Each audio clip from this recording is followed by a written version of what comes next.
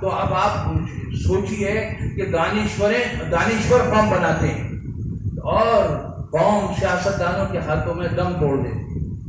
یہ جناب اقبال کی بات کر رہا ہوں، میں اپنی طرف سے نہیں کر رہا. تو اب یہ جو مسائل ہیں ہمارے، ہم اتنی کتابیں چھاپنے کے بعد دیکھیں نا، خیال کا ناصر کاظمی نے نمبر نکالا، تاریخ کا نمبر نکلا، یعنی یہ جو اپنا مبارک احمد اس نے 1857 والا نمبر نکالا، ناصر کاظمی نے مل کر اور اس کے انتظار حسین کے ساتھ وہ نمبر نکالا. پھر ایک غالب نامہ جو تھا، غالب انسٹیٹیوٹ دہلی سے جو ہے وہ 1857 نمبر اس کا بھی نکلا.